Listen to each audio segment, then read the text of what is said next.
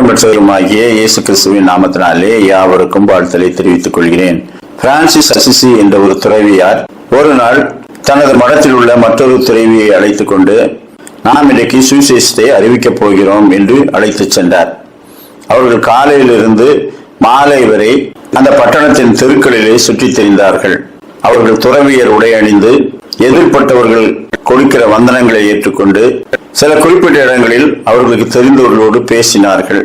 அவர்கள் சில கடைகளுக்கு சென்றார்கள், அங்குள்ளவர்களிடம் பேசினார்கள், சில பொருட்களை வாங்கினார்கள். கூட்டத்தினர் எங்கெல்லாம் செல்கிறார்களோ அங்கெல்லாம் அவர்களும் சுற்றிவிட்டு மாலையிலே வீடு திரும்பினார்கள்.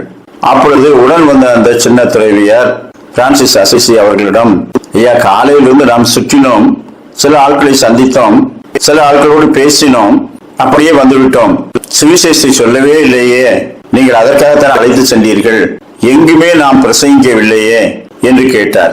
அப்பொழுது அவர் சொன்னார், நாம் பிரசங்கிக்க வேண்டிய அவசியம் இல்லை. நாம் தெருக்களில் நடந்து செல்லும் போதும், கடைகளிலே பொருட்கள் வாங்கும் போதும், எதிர்பட்டவர்களோடு பேசும் போதும் எல்லாரும் நம்மையே கவனித்துக் கொண்டிருந்தார்கள், பார்த்தீர்களா? நாம் துறவியர் உடை அணிந்து அங்கே செல்லும் போது அநேகருடைய கவனம் நம் மீது ஈர்க்கப்பட்டது. நம்மை காணுபவர்கள் எல்லாம் இந்த துறவிகள் கிறிஸ்துவனுடைய துறவிகள், அவருக்கு ஊழியம் செய்கிறவர்கள், நன்மையானதை சொல்லுகிறவர்கள், அதிக மதிப்புக்கும் மரியாதைக்கும் உரியவர்கள் என்று நம்மை நோக்கி பார்த்தார்கள். அவர்களுடைய அநேக கிறிஸ்துவை குறித்த சிந்தனை இல்லாதவர்கள். ஆனால் நம்மை பார்த்த மாத்திரத்தில் அவர்களுக்கு கிறிஸ்துவை குறித்தும் அவர் செய்த பணிகளை குறித்தும் அதை தொடர்ந்து செய்கிற துறவியர்களை குறித்தும் நினைவுக்கு வந்தது. நமது மடத்தினர் செய்யும் பணிகளை குறித்து அவர்கள் பேசிக் கொள்ளலானார்கள். இதையெல்லாம் நின்று நாம் சொல்ல வேண்டிய அவசியமே இல்லை. ஆனால் நம்மை உற்று நோக்கி அவை எல்லாவற்றையும் அவர்கள் உணர்ந்து கொண்டார்கள். அதை நினைவூட்டுவதற்காகத்தான் நான் இன்றைக்கு உன்னை அழைத்துக் கொண்டு தெருக்களிலே உலா வந்தேன். நாம் குறிப்பிட்ட பிரசங்கத்தை செய்யாவிட்டாலும் நாம் பிரசங்கித்தால் அது எதை குறித்து இருக்கும்? எப்படிப்பட்ட வழியை நாம் சொல்லி வருகிறோம்?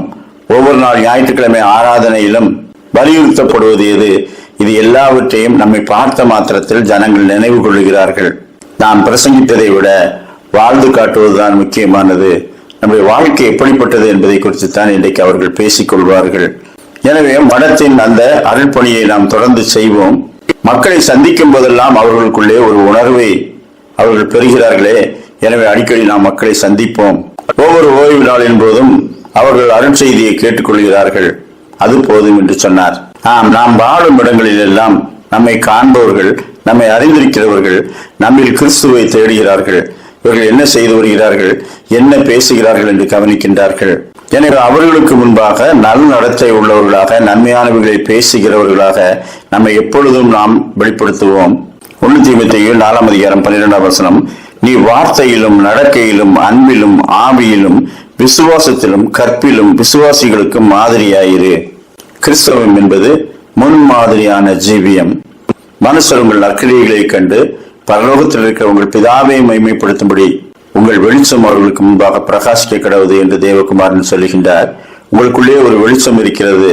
அந்த வெளிச்சம் உங்களுக்குள்ளே அடங்கி இருக்கக்கூடாது, அநேகருக்கு முன்பாக பிரகாசிக்க வேண்டும். எதன் மூலமாக? உங்கள் நற்கிரியைகளை கண்டு, அதன் மூலமாக அப்படிப்பட்ட நல்ல செயல்களையும் நல்ல ஆலோசனைகளையும் நாம் வழங்குகிறவர்களாக இருக்கும்படிக்கு கர்த்தர் தாமே இந்த நாளிலும் நமக்கு கிருபை செய்வாராக.